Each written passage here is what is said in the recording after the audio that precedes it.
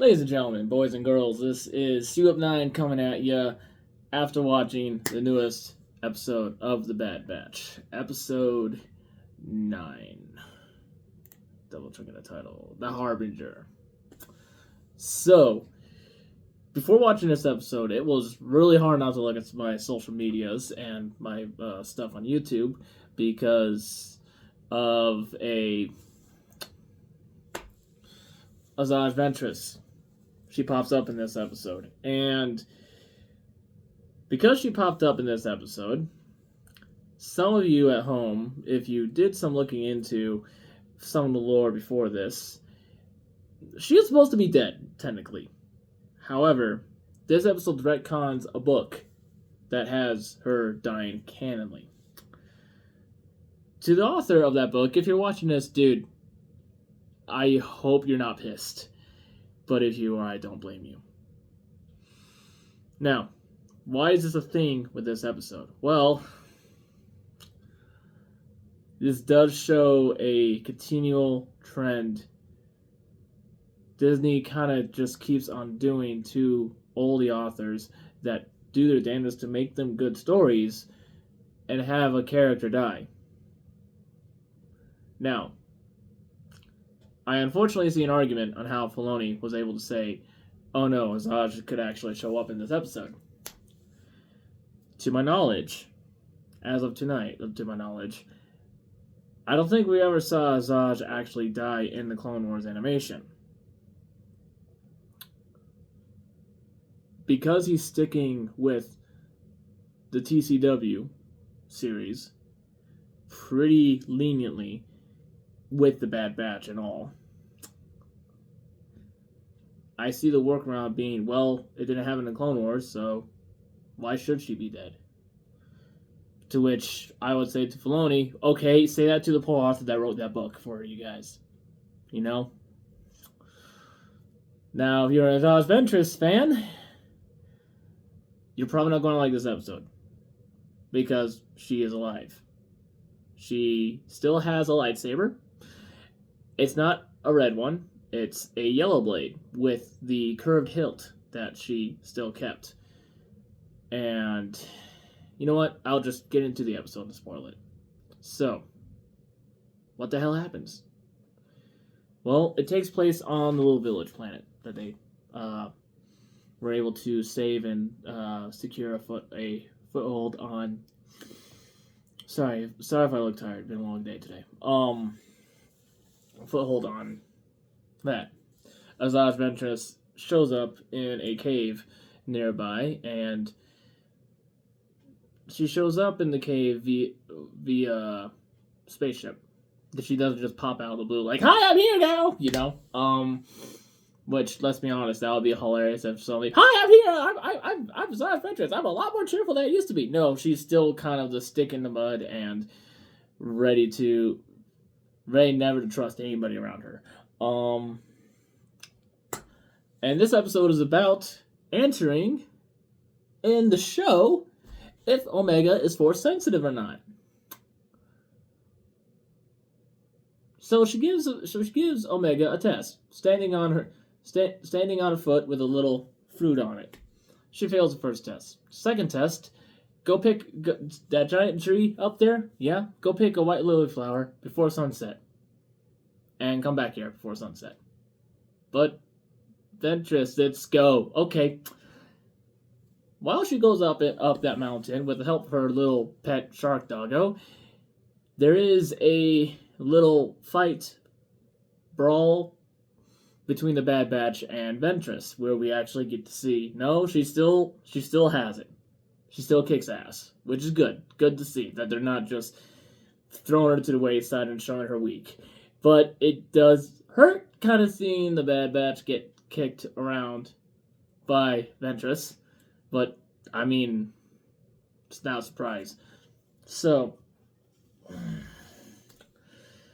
as that fight goes on, Omega gets the little Lily, comes back on down, and she sees the Bad Batch losing the fight. Wrecker's being chokehold, Crosshair is curled up in a corner, and Hunter is also on the ground, I think pinned by Ventress while doing the whole chokehold bit on Wrecker.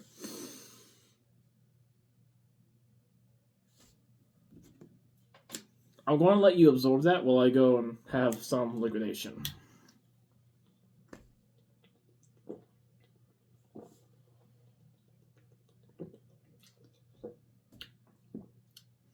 I was thinking of literally starting this whole episode out with just the first 2 minutes drinking this whole bottle of water. But that guy's expected. So,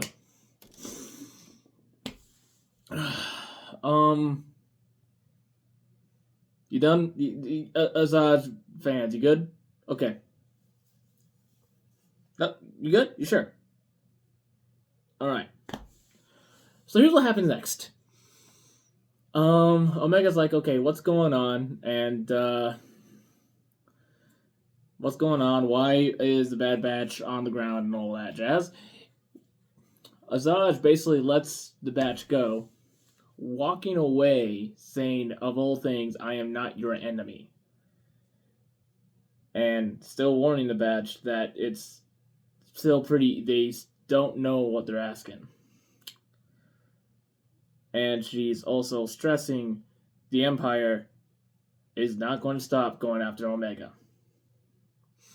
So it cuts to a little. After that, it cuts to a little scene between Omega and the Batch, and Omega convinces the Batch, you know what? Let's give her a chance. Her argument is Crosshair. She never give up on Crosshair, which is like, okay, kid, we'll give you points right there. And from the outside perspective, if I were to put review glasses on, okay, yeah, that would be in character for Omega, you know?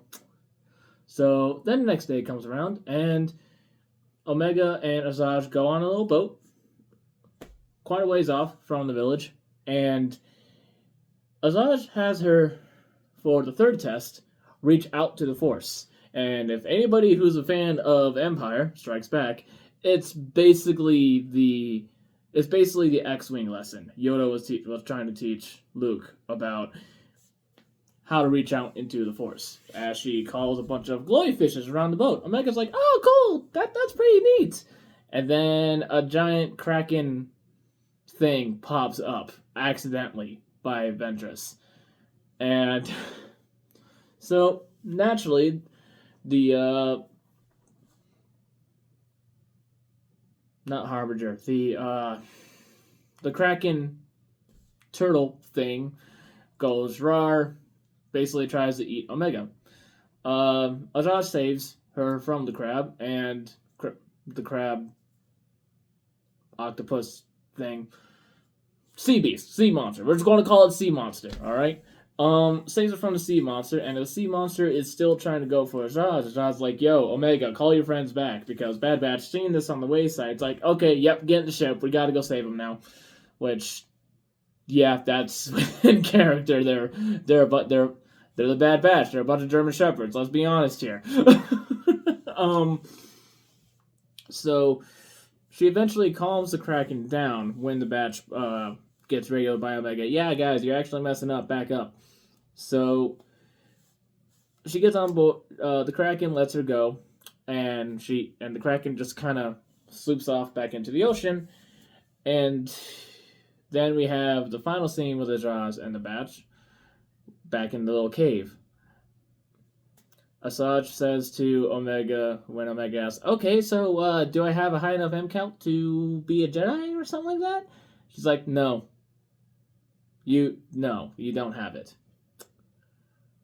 Which is good. Which is good, honestly, because it kind of helps get rid of a fear of them turning Omega into a Jedi. While on one hand, it could have been cool, it would have been forced, in my opinion. You know? Going with the whole, yes, Jedis are really cool, don't get me wrong. But if she was a Jedi this entire time, that would explain some problems that kept on happening in the earlier seasons. Sorry, I'm going to save that rant for my retrospective. Right. Sorry, this is a longer response. This is a longer reaction video. It is almost midnight, long work day.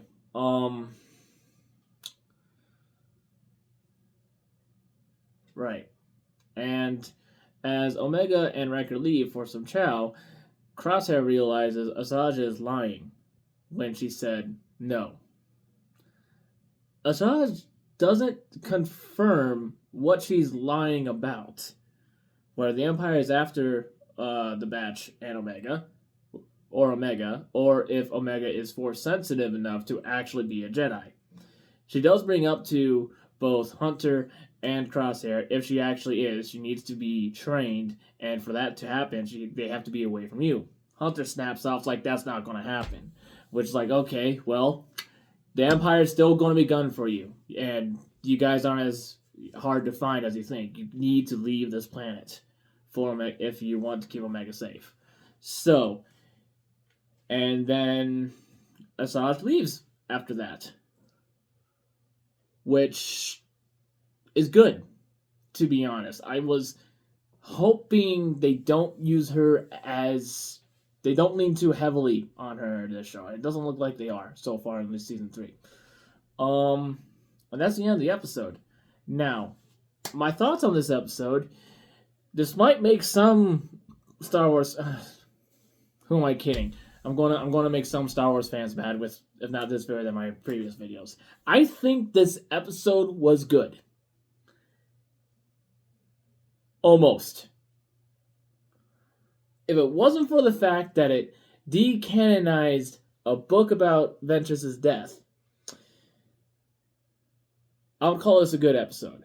But because of decanonization, it does slap in the face of those who actually fell in love with that book, the author who worked on that book, and whatever other friends and colleagues and co-workers that also worked on that book. That's what's hurting this episode for me right now. I'm kind of conflicted on this episode, because if it's just in the mindset of, okay, this episode is just following the lore from Clone Wars and just everything we've seen from the Clone Wars series into this series, it would be good. The problem with writing with Star Wars is you got to factor in books for each major character you have. Which is why the author, if you're watching this right now, feel sorry for you.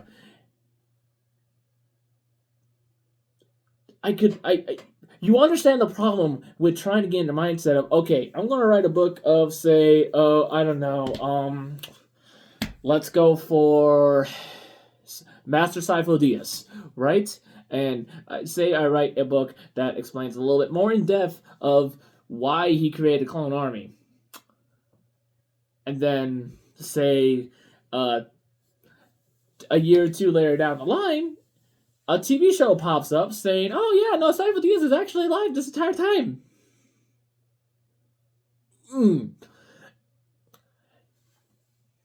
You wouldn't blame Karen Traviss or the author of the Death of Asajj book for walking away from writing for Star Wars for a while.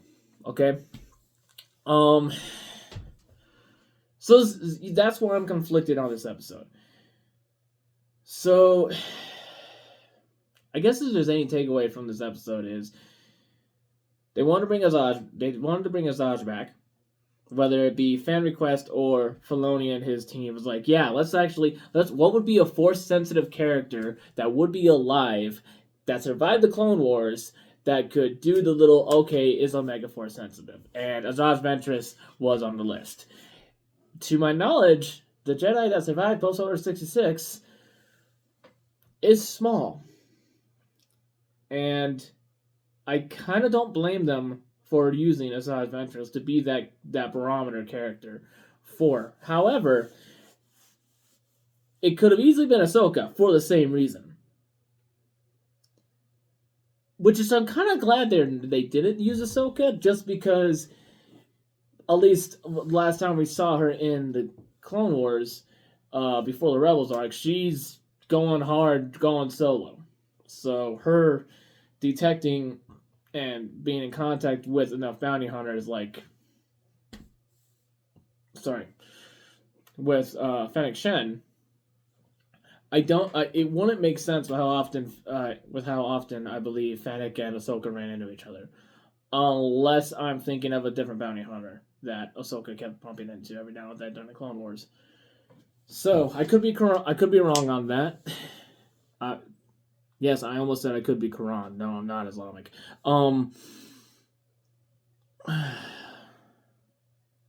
So yeah, that's kind of my thoughts on this episode. What do I think is going to happen next? Well, I think that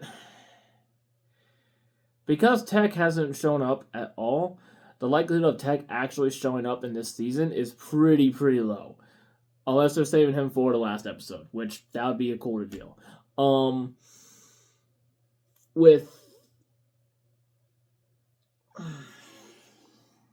I gotta stop recording this when I'm really tired. I apologize, ladies and gentlemen.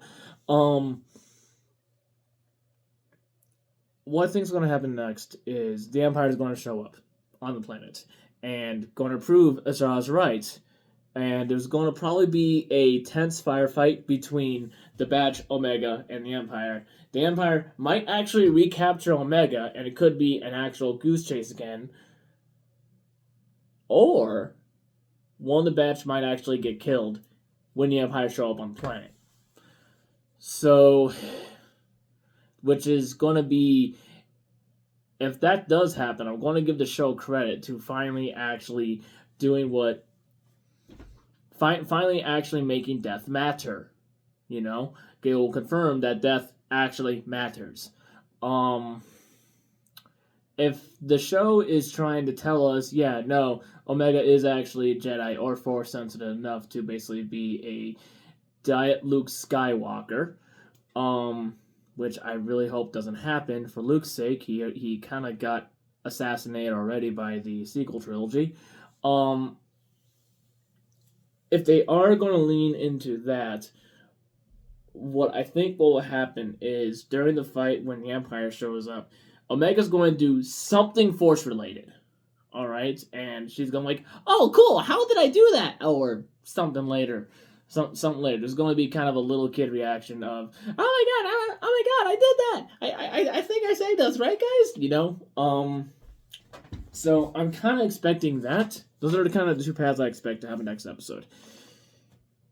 This episode, you're going to see a lot of videos about this episode just because of the retconning this episode does to that book. And that's why this episode is pretty divisive. Because I wish I knew the author and the book off the top of my head. But if I find it, I'll try to find a link to it in the description in probably like a day or two after I upload this video.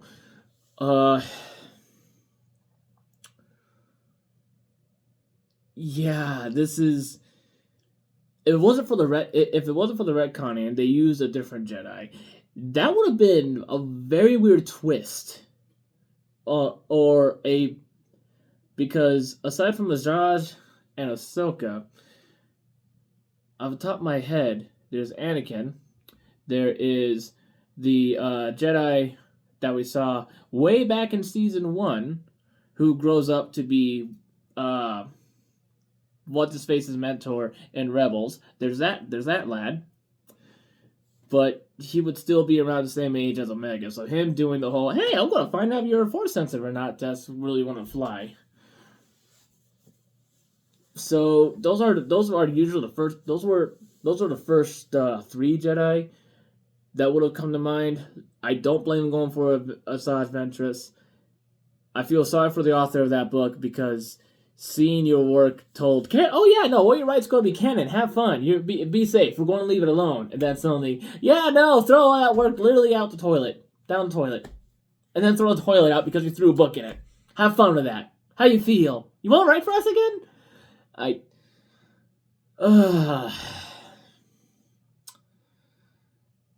I'm kind of glad I don't write for Star Wars if I'm ever presented with an opportunity. It's like, hey, Sup, do you think you could make us a book about this certain character? If I ever find myself in that situation, I'm going to make sure legally they cannot kill off whatever character I'm writing unless I kill off the character and that character stays dead in canon. So, yeah, no, this episode is pretty divisive. I'm really torn on it because I want to say it's a really good episode, but at the ending puts a bad taste in the mouth. It was cool to see Ahsoka, not Ahsoka, sorry. It was cool to see Asajj kind of still kick ass and know how to wield a lightsaber. Them giving her a yellow lightsaber, though, I'm a little torn on. Just because, to my knowledge, the yellow lightsaber is fully devoted to the lightest side, like the absolute center of the light side as possible.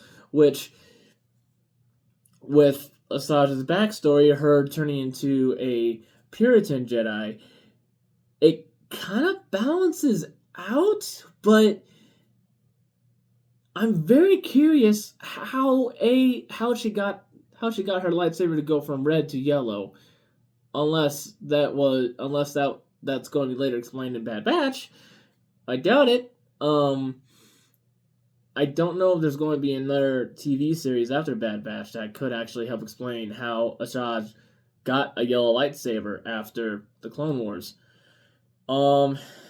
Unless they're going to bring something that connects to the book she originally died in.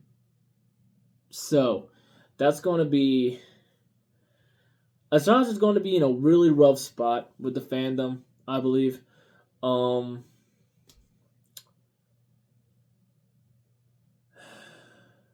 And depending on how big of an Asajj fan you are, you'll either absolutely love this episode or absolutely hate it. So that's if that's one takeaway from this episode, it's like if you're a Asajj fan, it's going to be a mixed bag for you. Me, I did like Asajj. She wasn't like the go-to Jedi I was hyped up about when I watched the Clone Wars and all that. But I remember in the Clone Wars they wrote her pretty rough until the Maul arc. Until leading up to the Maul arc. Then they actually gave her some good closure and some good character growth when she actually tried twice, I believe, to kill Dooku. I could be wrong. It's been a while since I've watched the Clone Wars series.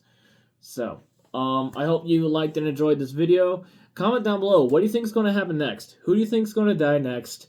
And if you're an Asajj Ventress fan, what are your thoughts on this episode? How do you feel about what they did to the character? Do you think they did her right in this episode, or is this not a Asajj you agree with? Because there is a little thing about bringing dead characters back that I try to hold on to. I find myself in like a D&D campaign or a story. It's like, that character is back from the dead. How different are they? If that's the angle they're going by, which could be a thing with Asajj right now, because her last line, before she got onto her ship to go fly off from the planet, was when Hunter was like, "Oh, you're not concerned..." No, it was Crosshair that asked, "Oh, you're not concerned the Empire's coming after you?" Asajj was like, "Oh, I got some more lives to live." That line right there is gonna be a pinpoint in Asajj's story next time we see her. Because if she found I could see a way of how she came back from the dead because of the kind of witch sisters resurrecting her. But for the reason why they would resurrect her,